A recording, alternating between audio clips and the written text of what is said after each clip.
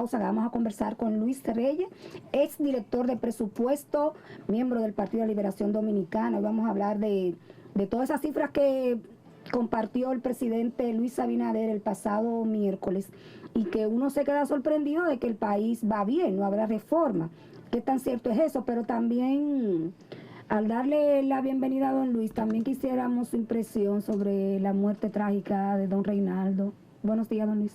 Buenos días, un placer estar con ustedes.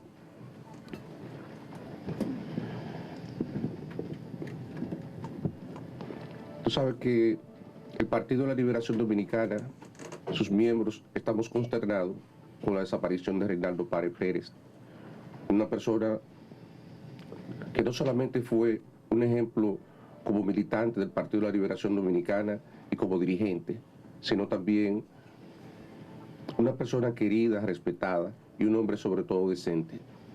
Y eso ha provocado, sin lugar a dudas, que muchos de nosotros estemos llorando su partida. Sobre la preocupación que tú expresabas del tema relativo a la intervención del señor presidente de la República, mira, la decisión del presidente, que se resume fundamentalmente en dejar sin efecto la iniciativa del gobierno de enviar una reforma fiscal, como muchos pensamos que era la intención del gobierno.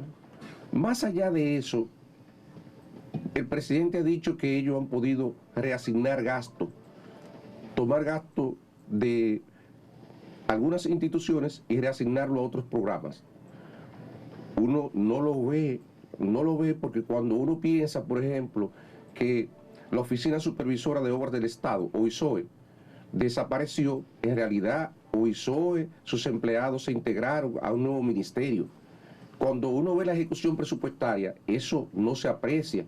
Cuando uno ve lo que sucedió con la DIAPE y la Oficina de Prensa de la Presidencia, que se fusionaron, uno tampoco aprecia que hay disminución en el gasto. Y déjeme decirle algo, para que el público que nos escucha pueda entender. El gobierno puede adoptar la decisión de no ejecutar la reforma. Es una decisión discrecional del gobierno. Ahora, los organismos internacionales le habían recomendado al gobierno la realización de una reforma y, por otra parte, las firmas calificadoras de riesgo soberano, de riesgo país, también le habían solicitado al gobierno la realización de una reforma fiscal. ¿Qué es lo que se buscaba con la reforma fiscal desde el punto de vista de estas firmas calificadoras de riesgo? Bueno, se buscaba que el gobierno mejorara la cantidad de recursos, la proporción de los ingresos que destina al pago del servicio de la deuda externa, particularmente de los intereses de la deuda, para edificar al público, para que el público nos entienda qué es lo que está planteado en el presupuesto del año 2022. Miren, ahí lo que está planteado es que el gobierno se va a endeudar para pagar intereses de la deuda. Eso es como cuando usted se endeuda con su tarjeta de crédito para pagar intereses de la misma tarjeta de crédito. Obviamente eso se convierte entonces en una bola de nieve y eso no es sostenible en el tiempo. No hay forma de que usted siga tomando intereses de su tarjeta para pagar la tarjeta de crédito. Un avance de efectivo para abonarle a la tarjeta, pero usted lo que está haciendo es endeudándose. Eso mismo es lo que está planteado en el presupuesto del gobierno del próximo año. Y por eso es que nosotros, en la jerga de los economistas, decimos eso no es sostenible. Y eso obviamente, explicado en los términos que yo lo he planteado, no hay que ser economista para darse cuenta de que eso no es sostenible. Entonces el gobierno va a requerir no reasignar recursos en los próximos años. El gobierno va a tener que recortar gasto puro y duro, recortar gasto para poder destinarlo al servicio de la deuda, para que llegue un momento en el cual no tenga que endeudarse para pagar los intereses de la deuda. Eso es lo que se persigue, eso es lo que hace sostenible las cuentas fiscales, que uno no tenga que endeudarse para pagar por lo menos los intereses. ¿De dónde recortar? Tendría que detener inversiones importantes, tendría que irse al gasto llamado superfluo, al gasto corriente. ¿De dónde se puede sacar esos recursos que se necesitan? Miren, recordemos que el gobierno, antes de ascender al poder, mantenía un discurso de que había mucho dispendio en la administración pasada y que era posible recortar 3% del Producto Interno Bruto. En ese entonces eran unos 128.000, 129.000 millones de pesos. Cuando asciende al poder se da cuenta de que se encuentra con la dura realidad de que no hay tal dispendio. El gobierno no ha podido recortar ni siquiera 20.000 millones, no ha podido recortar ni 30.000 millones, no obstante de que la situación de pandemia ha permitido que muchas partidas presupuestarias no se puedan ejecutar.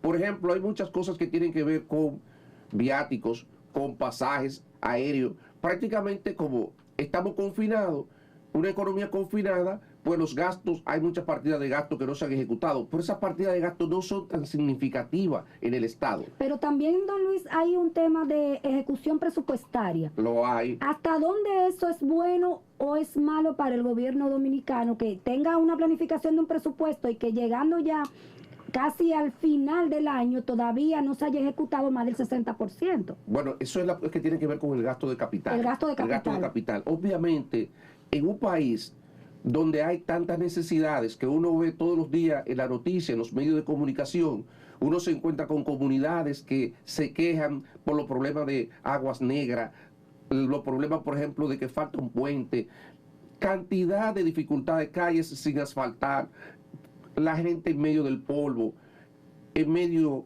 de sustancias de desecho, en una situación realmente de mucha precariedad, de mucha pobreza. Entonces, es triste que el gobierno no pueda ejecutar el gasto. A la fecha, la última información disponible, el gobierno había ejecutado unos 49.000 millones de pesos en gasto de capital de 131.000 que tenía pautado. O sea, eso le da una idea a ustedes, más o menos de la situación. Hay unos 70.000 millones de pesos que el gobierno no ha podido ejecutar de gasto de capital, un gasto de capital que ya es bajo, porque hay que resaltar eso. El gasto de capital aquí es muy bajo para el tamaño de la economía. 131.000 millones de pesos es extremadamente bajo. Para que tengamos una idea, en condiciones normales, 15 años atrás, 20 años atrás, el gobierno debería de estar gastando el doble de esa cantidad, más o menos 260, 270.000 millones. Solamente tenemos programados 130.000, 131.000, y de eso solamente estamos ejecutando 50.000. Eso le da a ustedes una idea. Estamos ejecutando más o menos un quinto, hemos ejecutado, de lo que deberíamos de ejecutar en condiciones normales. El nivel de inversión en un país como República Dominicana debería de ser más o menos 5% del Producto Interno Bruto, no menos de ahí, para poder impulsar el desarrollo. ¿Pero por qué eso es necesario? Porque usted necesita construir y darle mantenimiento a las carreteras, porque eso ayuda a la productividad de la economía, eso facilita. Ahora mismo todos estos problemas, por ejemplo, que tenemos de desplazamiento urbano en Santo Domingo, los problemas de entaponamiento, esos entaponamientos, eso hay que hacerle frente, hay que hacer inversión en infraestructura, tenemos que hacer estas cosas para que la gente ahorre tiempo, porque ahorrar tiempo, ese tiempo que usted ahorra, usted lo puede destinar a actividades productivas, ¿entendido? Lo puede destinar a actividades productivas. De ahí la importancia que el gobierno haga las inversiones correspondientes en problemas de este tipo para facilitarle la vida al ciudadano, para que mejore su calidad de vida, pero también para que ese tiempo que se ahorra, él pueda destinarlo, si así lo considera, el ciudadano lo pueda destinar a producir dinero. Eso es lo que hay. Se supone que nosotros debemos ir aumentando progresivamente la cantidad de recursos que ingresan al Estado. Sin embargo, eso no se ha logrado. ¿Qué podemos hacer para mejorar esa parte? Bueno, yo esperaba, es correcto lo que estás diciendo. Déjeme explicarle qué hay detrás de esto. Un país tiene que financiar su desarrollo. Un país no es verdad que se va a desarrollar tomando prestado. Y una economía, a medida que va creciendo, bueno, como tú señalas, debería de que el aporte que hacen los ciudadanos al Estado, la contribución que hacen a través de los tributos, sean cada vez mayor hasta que se estabilice en un punto. Nosotros estamos muy lejos, muy distantes de eso, muy distantes. Incluso nuestros ingresos, los ingresos tributarios del gobierno son un 13, 14%, eso le da una idea, cuando la media de la región en América Latina es 22%. Entonces, nosotros tenemos como 8% por debajo de la media de América Latina. Ya hay países que tienen más de un 30%, que son los países de las economías más grandes. Y nosotros necesitamos incrementar los ingresos, las recaudaciones. ¿Cómo poder hacer eso?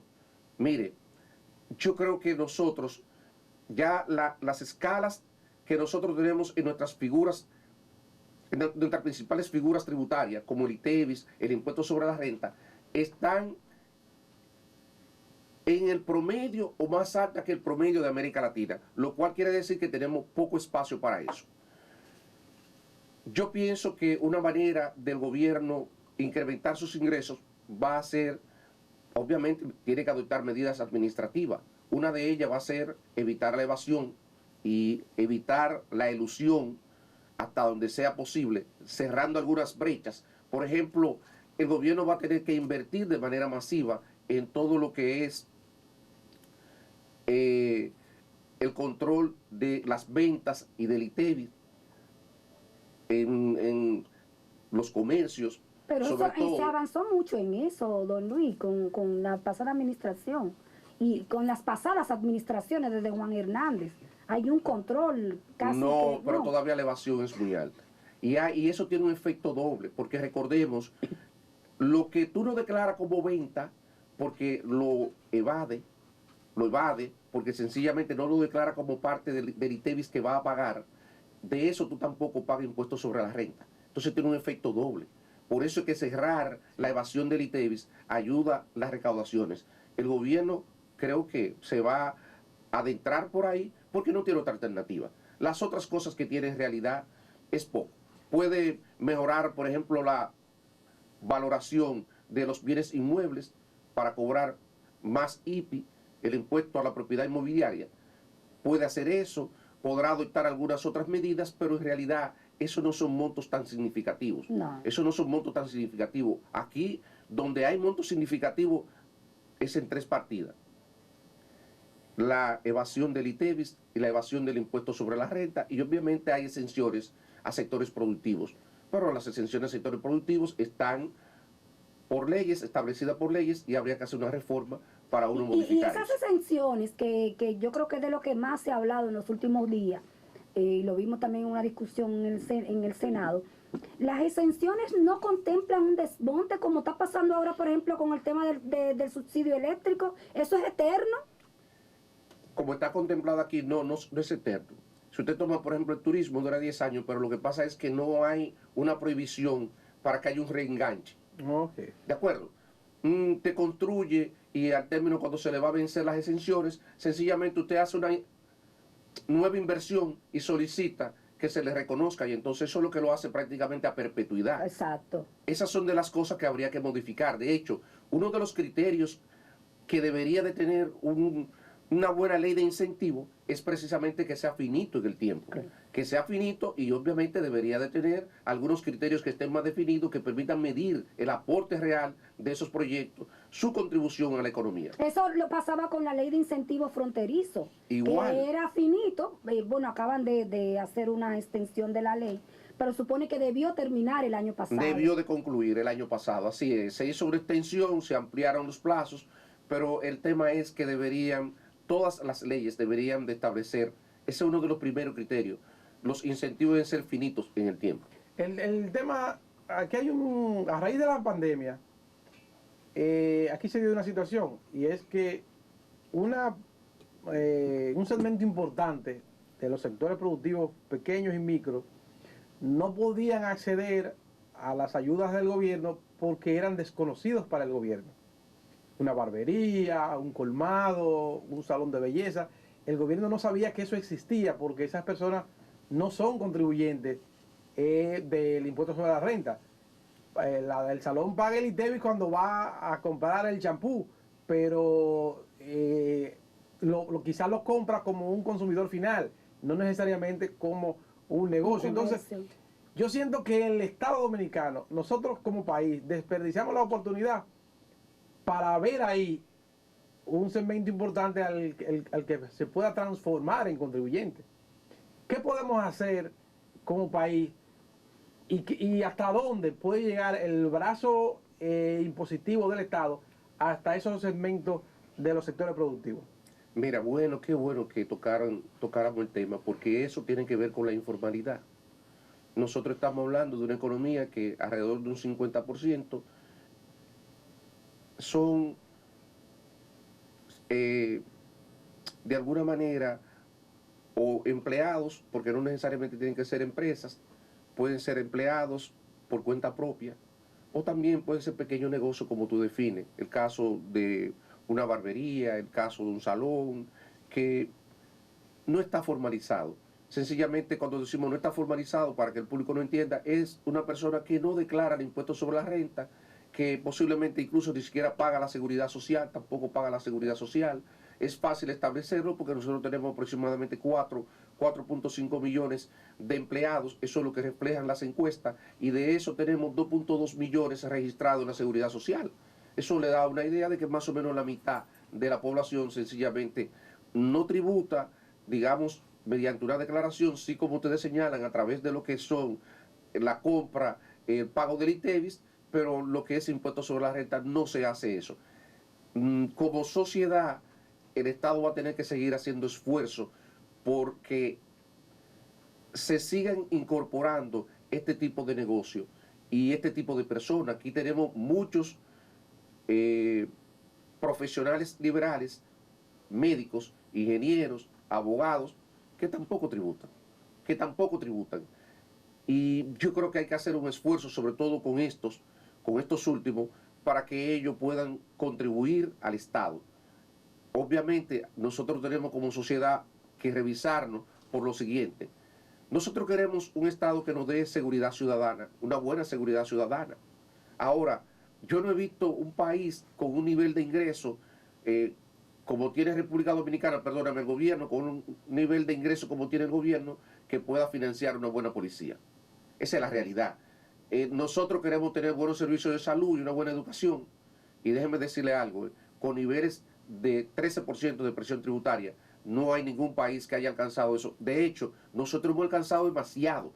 Nosotros hablamos de lo político, nos quejamos de lo político y es verdad que hay que pedirle más a los políticos. Es verdad eso, pero nosotros hemos hecho maravilla con los pocos recursos que administra el Estado. Pero entonces, ante este panorama, bueno, pero, a lo que debemos caminar es hacia el pacto fiscal, pienso yo. Pero además, ¿qué calidad moral puede tener el gobierno, don Luis, para decirme a mí como ciudadano que me va a aumentar mi presión fiscal cuando yo no puedo acceder a ningún servicio? Es así, y que es el dilema que tenemos. Entonces, yo pago los impuestos, yo pago mis impuestos todos, pero estoy obligada a pagar seguridad, a pagar salud, a pagar educación privada porque no hay opciones a nivel público. Pero igual es un círculo, tampoco el gobierno te puede dar los otros. Sí, yo no le pago, claro. Porque tu presión fiscal es muy bajita. Pero tú hacías referencia a algo, al tema del pacto fiscal. El pacto fiscal, obsérvese que no es una reforma tributaria. Lo que estamos hablando es de una negociación entre el Estado y la sociedad, sectores representativos de la sociedad, para llegar a un acuerdo. En realidad lo que estamos hablando es revisar el pacto social. Implícitamente detrás de un gobierno, en la sociedad, hay un pacto social. Y entonces lo que estamos planteando es, a través del pacto fiscal, revisar esa parte del pacto social para consentir a las autoridades que ellos puedan administrar más recursos, que haya más tributo. Ahora, ¿cuál es el tema? Que en ese pacto fiscal tendríamos que establecer claramente a qué se van a destinar los recursos. Una de las críticas que yo le hacía al gobierno más vehemente es porque el gobierno nunca dijo a qué quería destinar los recursos. Y eso es un tema central. Es que los ciudadanos ya con el nivel de desarrollo que tienen no le van a consentir a un gobierno que le aumente los tributos si no le dicen para qué y si no se establecen si no se establece la transparencia apropiada para que el ciudadano pueda monitorear a qué es que le están destinando sus recursos. Ese es el problema que estamos teniendo. Hay un problema de credibilidad, hay un problema de reputación por parte de las autoridades, que es verdad que los servicios son malos, pero si yo me comprometiera, mire, yo voy a aumentar la presión tributaria en 50.000 millones de pesos y lo vamos a destinar a esto, y este es el plan que yo tengo para esto. Mire, he traído los mejores expertos del mundo para que me diseñen este plan, y yo le estoy pidiendo a la sociedad que me consienta aumentar los tributos para yo devolvérselo de esta manera, en este tipo de servicio. Ahí es donde vamos a tener que llegar. Ese es el tipo de pacto que yo creo que pueda ser viable, que pueda ser posible a mediano plazo, porque ya obviamente este gobierno no va a hacer una reforma fiscal, pero eventualmente, aunque sea dentro de 4 años, nosotros vamos a tener que sentarnos como sociedad y llegar a eso que tú, me parece que de manera muy oportuna, has puesto sobre la mesa. Hay una cosa también, don Luis, que se vio con el tema de la pandemia. Hablábamos de la informalidad, hablamos incluso de evasión, porque muchos pequeños comercios que se vio en la pandemia, que están registrados, no pagaban la seguridad social. Así es. Entonces, ¿qué pasó? Cuando llega la pandemia, que sus empleados no pudieron acceder a fase 1, ¿qué pasa? Quebré, pero estoy obligado a liquidar a mis empleados porque no lo puedo mandar para la calle suspendido sin ingresos. Yo creo que también eso creó un tipo de conciencia, me imagino yo, Por supuesto que sí. en ese tipo de comercio. Aquí hay profesionales que quebraron rotundamente y que incluso tuvieron que endeudarse para liquidar a sus empleados. Eso puso de manifiesto la ventaja de uno encontrarse formalizado. Claro. Porque, ¿qué es lo que hace la formalidad? Para que el público nos entienda, te hace visible frente al Estado. Te hace visible. O sea, al Estado le es muy fácil saber quién le tributa y, oye, y cuánto le tributas.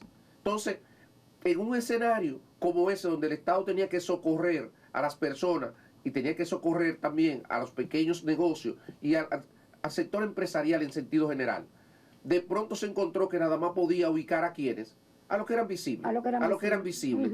Y obviamente muchas personas, tal como tú apuntas, incluyendo queridos amigos de uno, que tuvieron que endeudarse para poder liquidar el personal. Y todavía están luchando con demandas laborales. Todavía están luchando con demandas laborales que sencillamente no podían ahorrar en ese momento, ni ahora, y ahora menos, no la pudieron ahorrar en ese momento, y el Estado no pudo socorrerlo porque sencillamente ellos no aparecían visibles frente al Estado. De eso se trata. Entonces, hay ventaja cuando uno se formaliza, cuando uno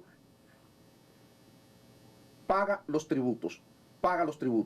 Yo creo que también hay un tema, y es que posiblemente nosotros tenemos que simplificar un poco más el tema del pago de los tributos, esa burocracia, esos procedimientos, para ayudar a la formalización de una mayor cantidad de personas y una mayor cantidad de pequeñas empresas. ¿Cuál sería la presión fiscal ideal para la República Dominicana? 50%. Tú eres loco.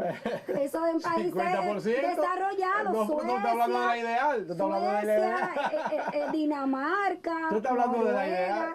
Pero en términos reales me refiero. No, míreme, la presión tributaria ideal hay que verla en el tiempo, en el contexto. Ahora mismo, yo le diría, porque tenemos un nivel de endeudamiento muy elevado, y recordemos lo que yo introduje al inicio, que es que el gobierno se está endeudando para pagar intereses, y que eso hay que corregirlo cuanto antes porque tenemos una bola de nieve, ¿verdad? Entonces, tendremos que aumentar la presión tributaria para, por lo menos, avanzar en esa dirección. Y eso requeriría, por lo menos, 2% del Producto Interno Bruto. Pero el gasto también es muy bajo y hay que atender otras cosas. Tenemos, por ejemplo, que atender la seguridad ciudadana. Eso es caro. Se lo digo por mi experiencia. Nosotros, por ejemplo, le compramos a la policía 500 vehículos. Los vehículos de la policía, señores, para que tengan una idea, son vehículos que funcionan las 24 horas. Las 24 horas del día. Entonces esos vehículos se deterioran a los 2 años, a los 3 años están deteriorados. Sí. Ese parque vehicular. ¿Y sabe lo que atender 1.000 o 2.000 vehículos de la policía? Eso es caro. Entonces, sobre todo cuando yo escucho a las autoridades que dicen, vamos a establecer sistema de seguridad ciudadana basado en cuadrantes. Cuadrantes es que hay una patrulla que está a las 24 horas del día en un territorio delimitado.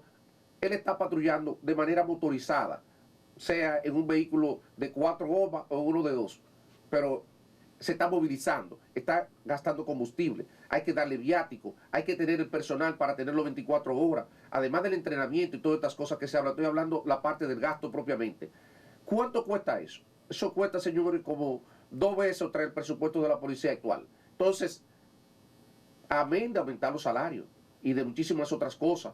Entonces, eso, si queremos, por ejemplo, mejorar esa parte, eso no puede costar, y alguna otra cosa más, otro 1%. Y uno puede pretender que lo que nosotros dijimos en términos de presión tributaria en el año 2012, cuando se aprobó la Estrategia Nacional de Desarrollo, que era llegar a 16% de presión tributaria, eso parece algo deseable, pero no se puede hacer de golpe, porque no es posible en ninguna economía usted aumentar no, de 13% pasar a 16%, a 17%, porque eso tiene un efecto negativo en la economía.